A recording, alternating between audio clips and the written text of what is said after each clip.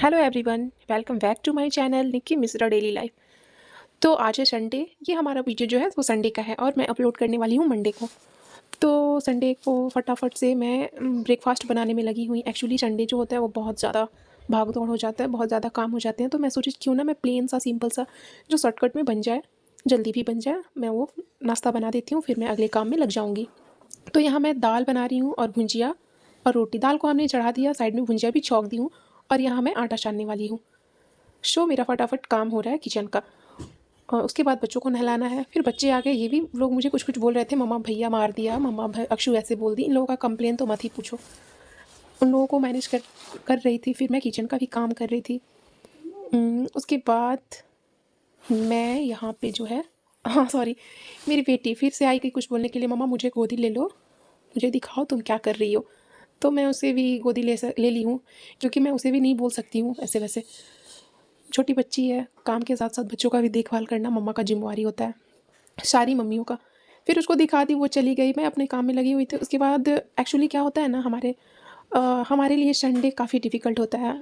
जो लोग ऑफिस करते हैं उन लोगों के लिए सैटरडे और संडे काफ़ी उन लोग इन्जॉय करते हैं। बट हम लेडीज़ के लिए, हाउसवाइफ के लिए संडे हो या मंडे, कोई भी दिन हम लोग को चैन नहीं है। बिकॉज़ संडे को तो ज़्यादा काम ही पड़ जाता है, बच्चों का स्कूल का कपड़ा, घर पोंछना, ऐसे वैसे।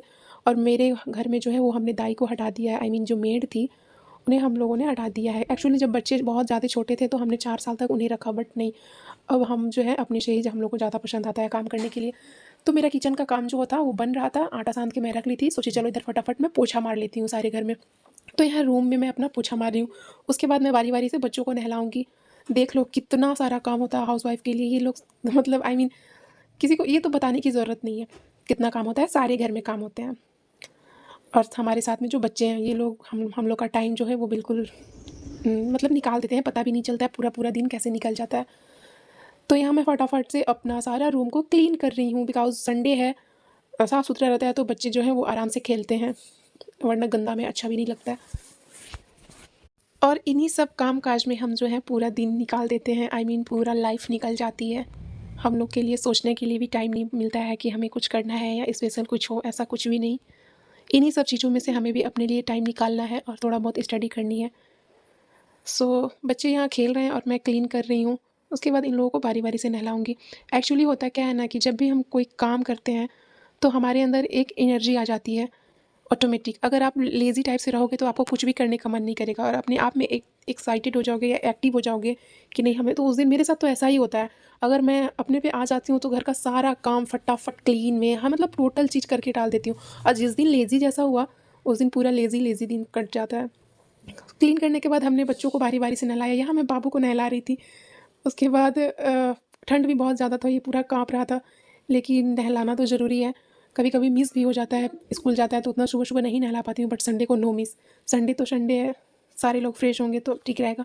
फिर मंडे को सुबह से स्कूल जाएगा तो नहीं नहा पाता है। और ठंड का ज़्यादा मौसम है तो बच्चों को रोज़-रोज़ मैं नहला भी नहीं पाती हूँ, किसी-किसी दिन मिस हो जाता है। बारी-बारी से हमने दोनों को नहला दी। बाबू जो मेरा थोड़ा बड़ा हो गया है तो थोड़ा-सा समझदार हो गया है, वो कुछ-कुछ कर भी लेता है। बुच्ची भी कर लेती है, नो डाउट। धीरे-धीरे, टाइम टू टाइम ये लोग बड़े ही हो रहे हैं तो हम लोग का जो काम है वो थोड़ा बहुत ईज़ी हो जाता है। कुछ सुन भी लेते हैं, बाबू ऐसे कर दो, बुच्ची वैसे कर दो, तो ये लोग थोड़ा बहुत हेल्प कर ही देते हैं। लेकिन जो हमारी काम है वो हमें तो करना ही पड़ेगा। ये सब तो काम खुद से ये लोग नहीं कर सकेंगे, खुद से नहा लेंगे, फीस लेंगे, ये सब तो पॉसिबल ही नहीं। हम लोग तो बड़े हो गए थे तब तक मेरी मम्मी जो थी हम लोग का केयर करती थी। जो भी हुआ शादी के बाद ही हम लोग सँभले हैं, या हर चीज़। शादी से पहले मैं जो थी कपड़ा भी खुद से नहीं कभी फीस लेती थी, मम्मी ही फीस देती थी। बट अब जो है कि पूरा घर का काम बोझ कैसे हो जाता है ससुराल में, आई कांट बिलीव।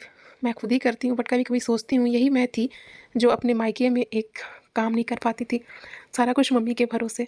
अगर थोड़ा बहुत मम्मी का भी हेल्प कर दिया रहता तो आज इतना पछतावा नहीं होता। कोई नहीं, बट अब जब भी जाती हूँ तो मैं सोचती हूँ कि थोड़ा बहुत मम्मी का हेल्प कर दूँ, या थोड़ा बहुत क्या, मैं सोचती हूँ पूरा ही कर दूँ।